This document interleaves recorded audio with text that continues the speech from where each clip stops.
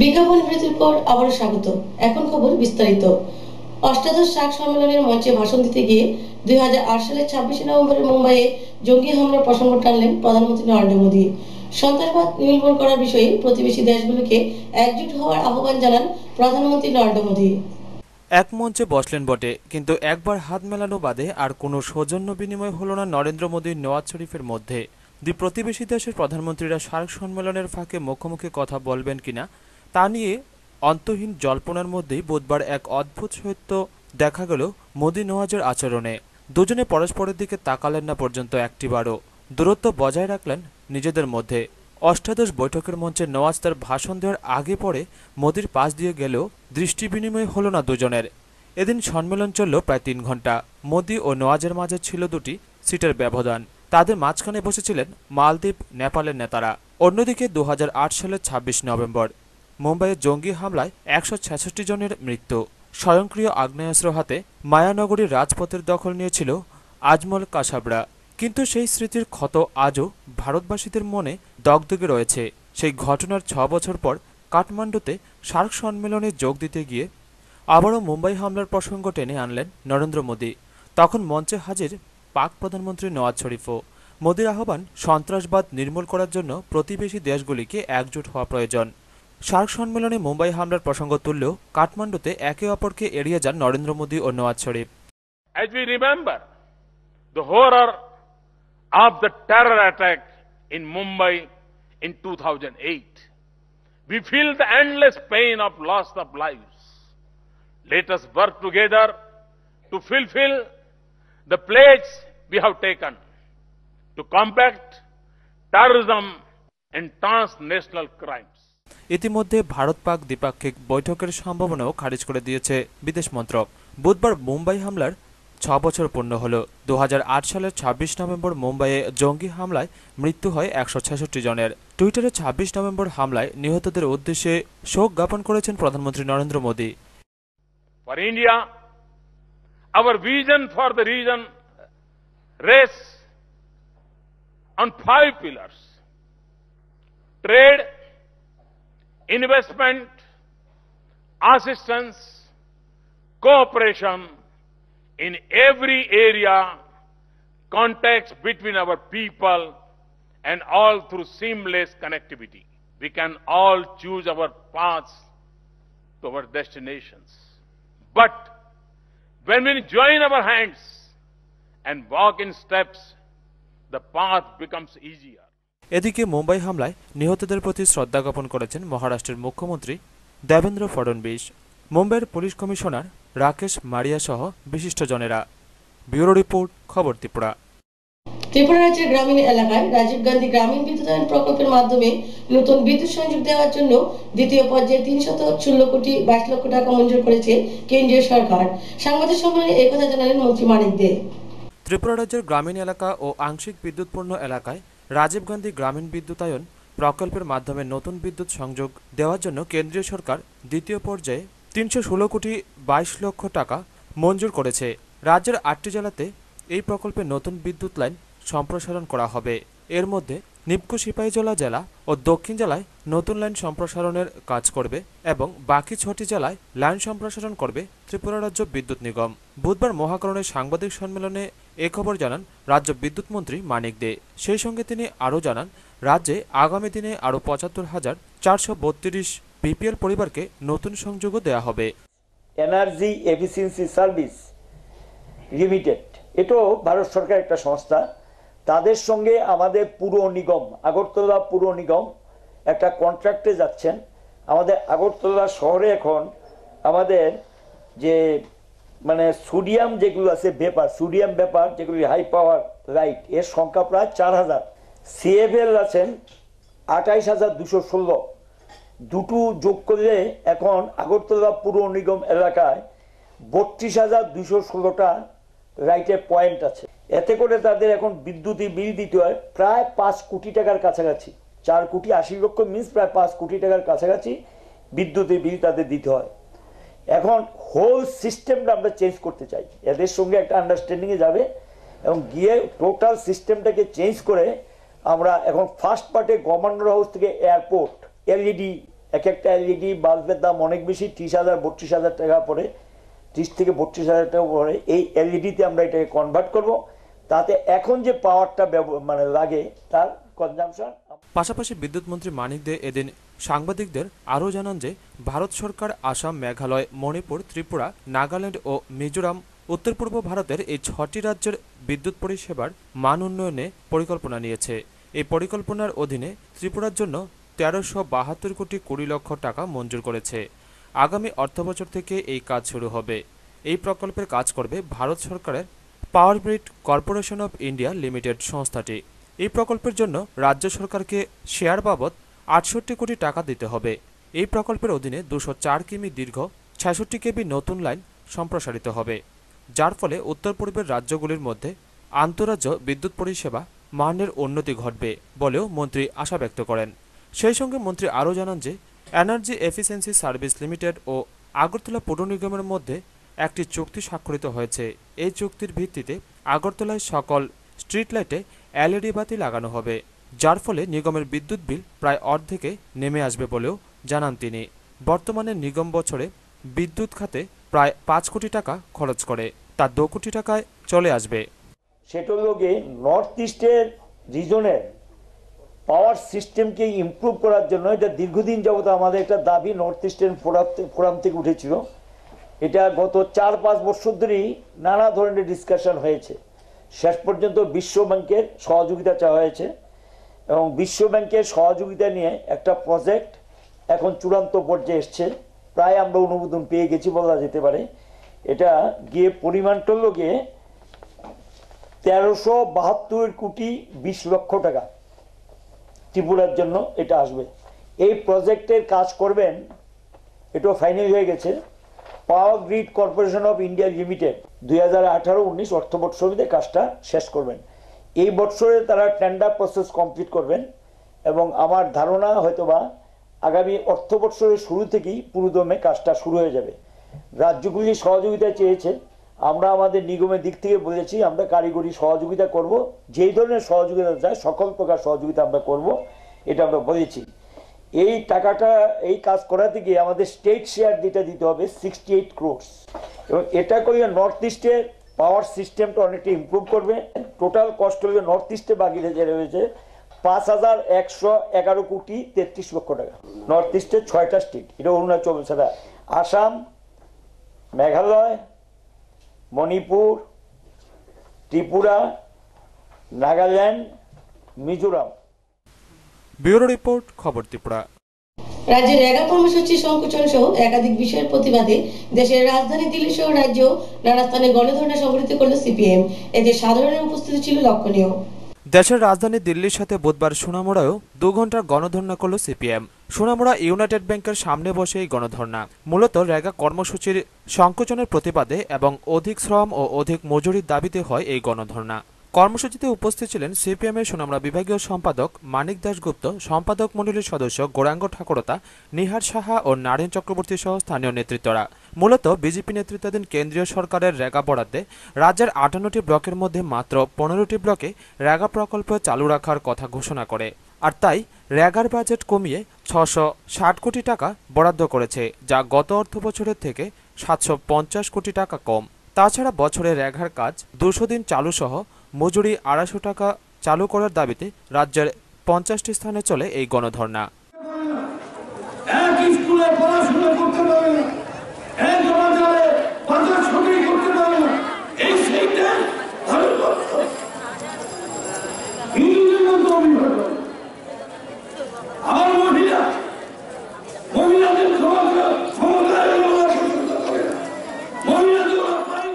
একই দিনে কাঠালিয়াতেও অনুরূপ এই কর্মসূচির আয়োজন করা হয়।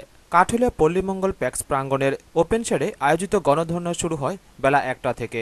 অঞ্চলের বিভিন্ন এলাকা থেকে শত শত নারী পুরুষ এই কর্মসূচিতে অংশগ্রহণ করে। গণধর্ণায় আওয়াজ ওঠে, রেগা সংকোচন নীতি চলবে না, বনাধিকার আইনকে খর্ব করে কর্পোরেটদের হাতে জমি তুলে দেবার চেষ্টা বন্ধ করা, কয়লা ক্ষেত্রকে পুরোপুরি বেসরকারীকরণের লক্ষ্যে জারি করা অর্ডিন্যান্সের বিরুদ্ধে ও সরব হয় গণধর্ণা এলাকার জনগণ। 3 ঘন্টার গণধর্ণা স্লোগানের পাশাপাশি চলে পার্টি নেতৃত্বদের বক্তব্য। গণধর্ণায় বক্তব্য রাখেন সিপিএম প্রাক্তন অঞ্চল সম্পাদক সুভাষ দেব, সিপিএম সম্পাদক মণ্ডলীর সদস্য বিষ্ণু ত্রিপুরা প্রমুখ। আজকে আমরা সারা ত্রিপুরার জন্য সারা ভারতবর্ষের মধ্যে লড়াই করছি। দিল্লিতে সংসদের সামনে একটা ধর্ণা চলছে, সমস্ত রাজ্য থেকে প্রতিনিধি দল গেছে। আমাদের ত্রিপুরা রাজ্য থেকে সুজন দাসের নেতৃত্বে 20 জন প্রতিনিধি গেছেন। ওইখানে আমাদের পলিটিক্যাল সদস্য পার্টির মুখ্যমন্ত্রী সরকার ওইখানে প্রধান বক্তব্য থাকবেন, আন্দোলন চলছে কেন। সারা রাজ্যের সঙ্গে তেলিয়ামুড়াতেও কেন্দ্রীয় সরকার কর্তৃক রেগার বরাদ্দ কমিয়ে দেওয়ার প্রতিবাদে 2 ঘণ্টার গণ অবস্থান সংগঠিত হয়। সিপিএম তেলিয়ামুড়া মহকুমা কমিটির উদ্যোগে হয় এই গণ অবস্থান সংগঠিত হয় স্টেট ব্যাংক সংলগ্ন স্থানে।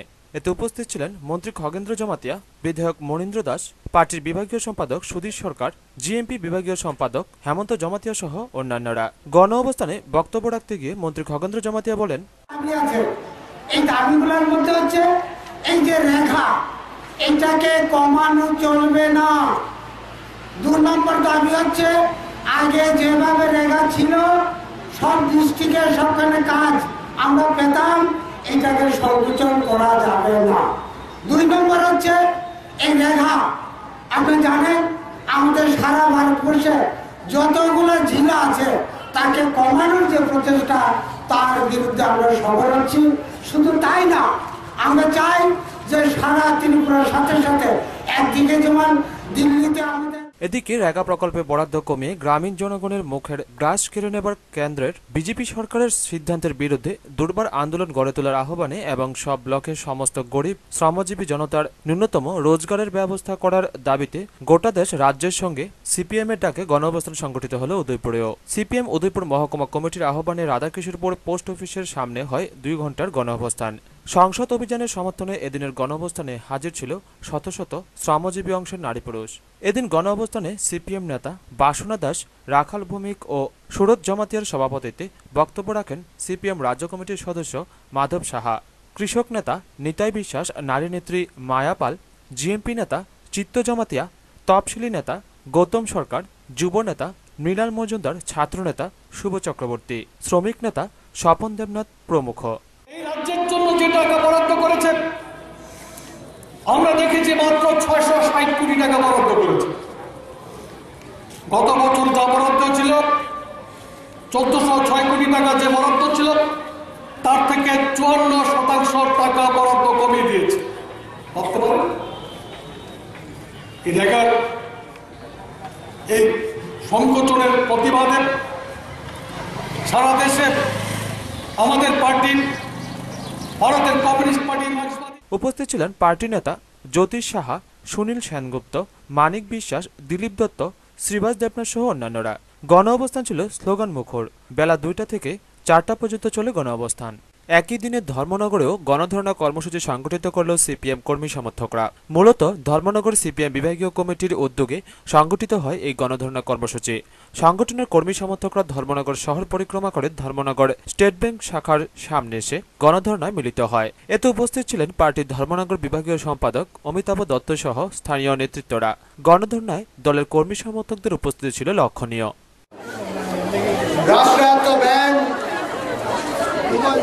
বিমা এবং পোস্ট অফিসের সামনে 2 ঘন্টার গণধর্ণা কর্মসূচি গ্রহণ করা হয়েছে। আমরা ধর্মনগর মহকুমার রাজ্যের অন্যান্য স্থানের সাথে কমলপুরের হালাহালি বাজারেও গণ অবস্থান করল সিপিএম কমলপুর বিভাগীয় কমিটি। কমলপুর মহকুমা ভিত্তিক গণধর্ণায় উপস্থিত ছিলেন সিপিএম কমলপুর বিভাগীয় কমিটির সম্পাদক কমলকান্তি কর, সম্পাদক মণ্ডলীর সদস্য অঞ্জন দাস, হরিমাধব শর্মা, কল্যাণী রায় সহ মহকুমা সিপিএম কর্মী সমর্থকরা। গণধর্ণা থেকে সিপিএম নেতৃবৃন্দ দাবি তোলেন, রেগা প্রকল্পে 100 দিনের কাজ সংকুচিত করা চলবে না। এর প্রতিবাদে সারা দেশব্যাপী পার্টির কর্মী সমর্থকরা আন্দোলন চালিয়ে যাবে বলে জানান নেতৃত্বরা। আজ শ্রমজীবী মানুষ ভারতবর্ষের রাজধানী দিল্লি কাঁপিয়ে লাল ঝান্ডা নিয়ে সংসদ ভবনের সামনে যন্তর মন্তরে পার্টির পরিপুরুষ সদস্য রাজ্যের জনপ্রিয় মুখ্যমন্ত্রী কর্নেল মানিক সরকারের নেতৃত্বে দিল্লি শহর কাঁপিয়ে সোচ্চার গর্জমান মিছিল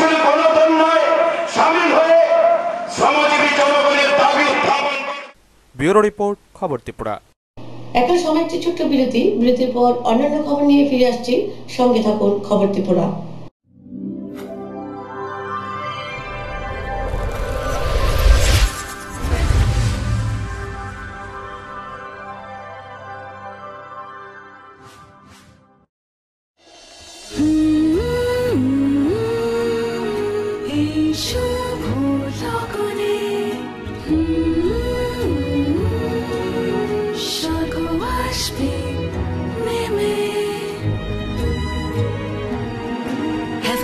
Collections from PC Chandra Jewelers. PC Chandra Jewelers এর Agartala showroom, Hariganga Basak road, paradise Chowmuhani, Agartala, Tripura.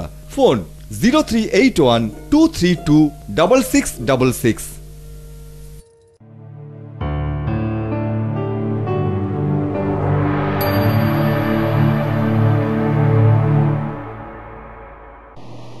বিজ্ঞাপন বিরতির পর আবারও স্বাগত। দুষ্কৃতীর ছুরিকাঘাতে গুরুতর আহত হলো এক যুবক। ঘটনা কৈলাসহর আরজিএম হাসপাতালের পেছনে। ঘটনা তদন্ত করছে পুলিশ।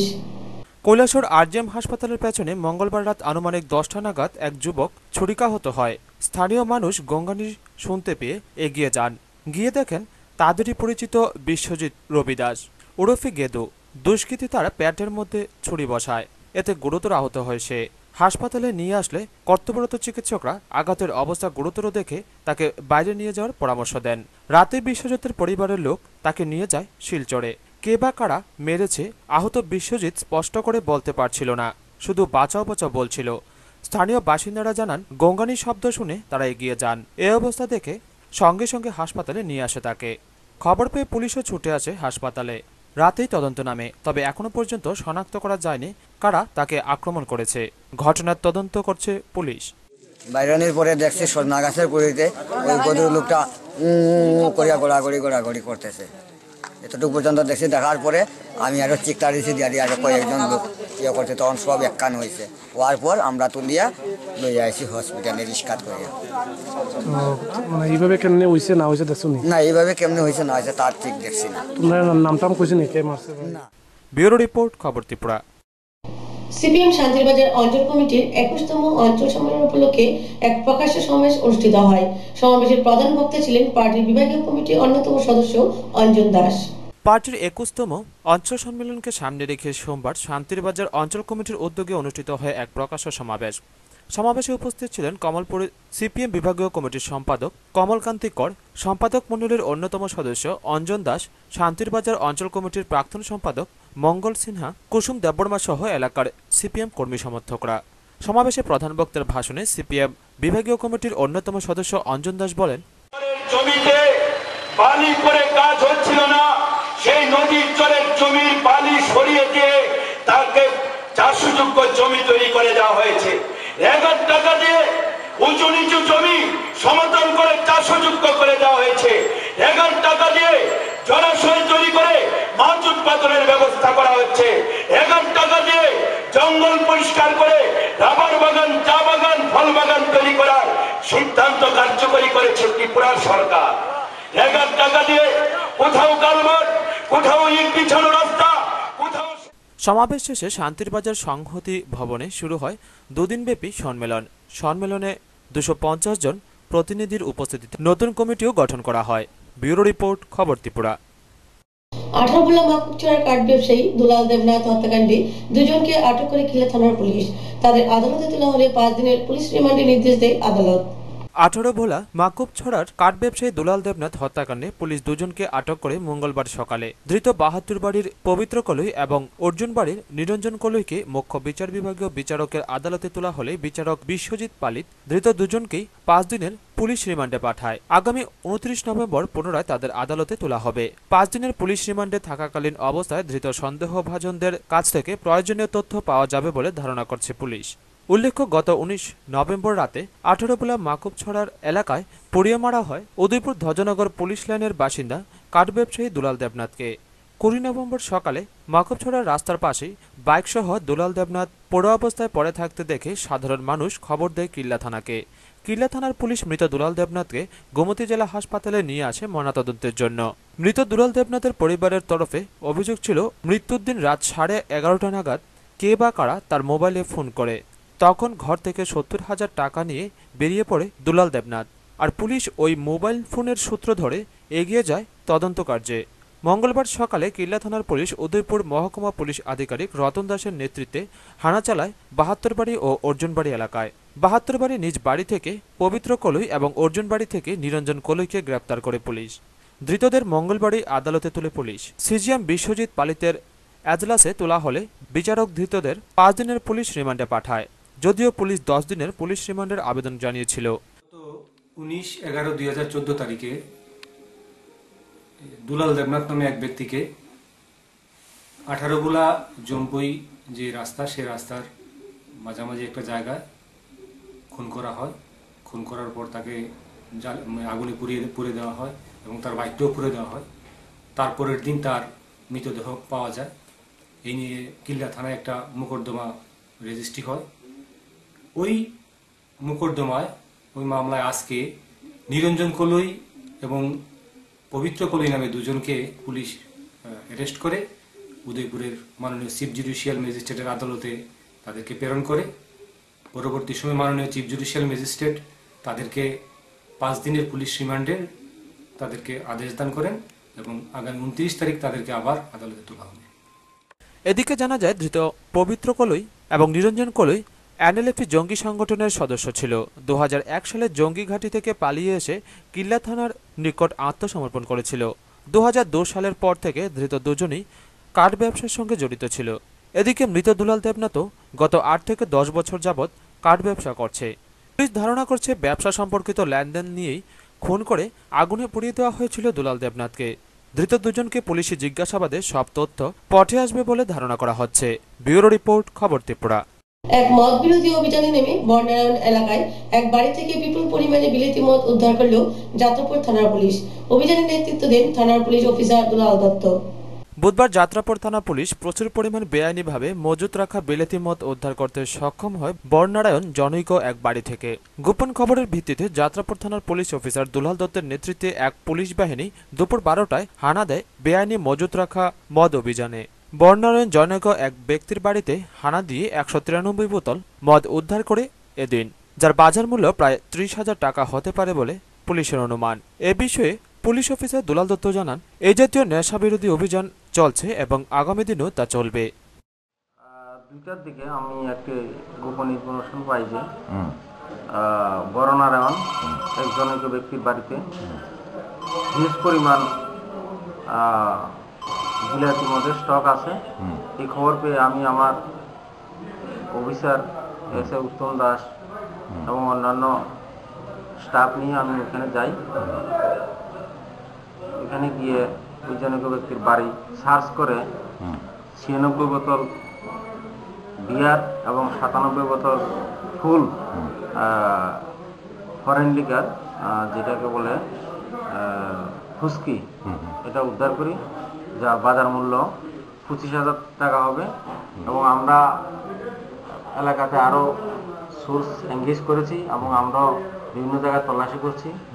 এই অভিযান আমাদের অব্যাহত থাকবে, যাতে নেশা জাতীয় জিনিস, এরকম মদ, গাঁজা বিরোধী অভিযানও করছি, এগুলি যাতে এলাকাতে নির্মূল করা যায়, এই জন্য আমরা এই অভিযান অব্যাহত রাখব। ব্যুরো রিপোর্ট, খবর ত্রিপুরা। কেন্দ্রীয় বিজেপি সরকারের শ্রমিক কর্মচারীর জনস্বার্থ বিরোধী নীতির প্রতিবাদে আগামী 4 ডিসেম্বর রাজ্য জুড়ে অনুষ্ঠিত হবে সিআইটির উদ্যোগে প্রতিবাদ দিবস। এরই অঙ্গ হিসেবে কমলপুরে অনুষ্ঠিত হয় এক প্রতিবাদ মিছিল সভা। বর্তমান কেন্দ্রীয় বিজেপি সরকারের শ্রমিক কর্মচারী জনস্বার্থ বিরোধী নীতির প্রতিবাদে আগামী 5 ডিসেম্বর সারা ভারত জুড়ে অনুষ্ঠিত হবে সিটুর প্রতিবাদ দিবস। তার অঙ্গ হিসেবে বুধবার সকালে কমলপুর বাস টার্মিনালে অনুষ্ঠিত হয় এক বিক্ষোভ মিছিল ও সভা। সভায় উপস্থিত ছিলেন সিআইটির কমলপুর বিভাগীয় সম্পাদক অঞ্জন দাস, সভাপতি প্রিয়লাল দেবনাথ, সিটুর রাজ্য কমিটির সদস্য মানিক সাহা, হরিমাধব শর্মা সহ সিটুর অন্যান্য সদস্যবৃন্দ। বক্তারা কেন্দ্রীয় সরকারের জনবিরোধী নীতির প্রতিবাদ করে বক্তব্য রাখেন। জিনিসপত্রের দাম বাড়ছিল একেবারে রকেটের গতিতে, পাগলা ঘোড়ার মতো বাড়ছিল। মানুষের জীবনযাত্রা কমে বিষময় হয়ে দাঁড়িয়েছিল। আত্মহত্যার সংখ্যা বাড়ছিল, মা তার শিশু সন্তান বিক্রির ঘটনা বাড়ছিল, বেকারি বাড়ছিল, দারিদ্রতা বাড়ছিল, উপসে থাকা মানুষের সংখ্যা বাড়ছিল। এইরকম একটা কঠিন পরিস্থিতির মধ্যে দাঁড়িয়ে গোটা দেশের মানুষ যখন ক্ষোভে বিক্ষোভে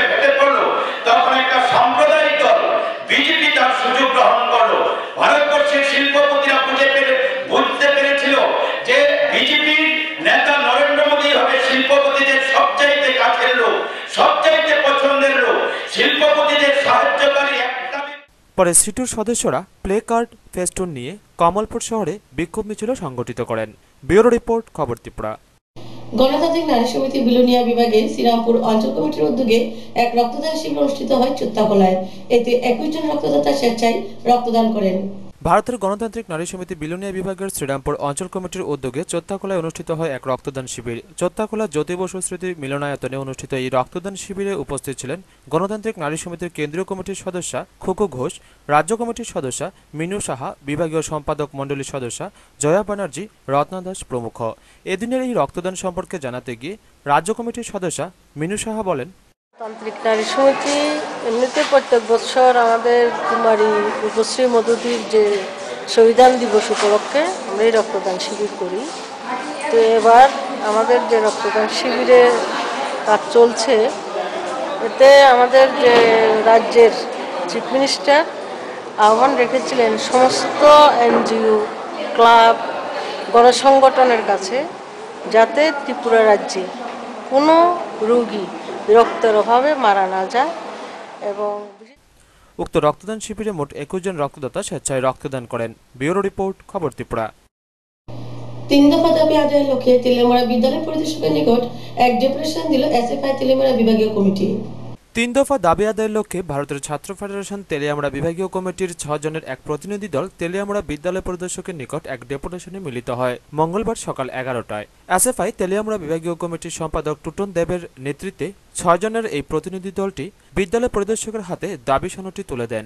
তাদের দাবিগুলি হল, আগামী জানুয়ারি মাসের মধ্যে প্রতিটি বিদ্যালয়ে পাঠ্যপুস্তক সরবরাহের কাজকে সুনিশ্চিত করতে হবে, নির্দিষ্ট সময়ের মধ্যে প্রতিটি বিদ্যালয়ে সব ধরনের স্টাইপেন্ড প্রদান করতে হবে প্রমুখ। বিদ্যালয় পরিদর্শক তাদের দাবিগুলির যৌক্তিকতা স্বীকার করেন এবং তিনি জানান, এর মধ্যে যদি ঘাটতি থাকে অবশ্যই সে ব্যাপারটা আমরা দেখি। আমরা যারা বিদ্যালয় প্রধান থাকেন, যারা পরিচালনা করেন মিড ডে মিলটা, তাদের কাছে আমরা জবাবদিহি করি। এবং এটা আমাদের যেহেতু খুব সেন্সিটিভ ইস্যু মিড ডে মিলটা, এটা শিশু খাদ্য, এই ব্যাপারে আমরাও চাই না কোনোভাবেই কোন ধরনের কম্প্রোমাইজ করতে আমরা চাই।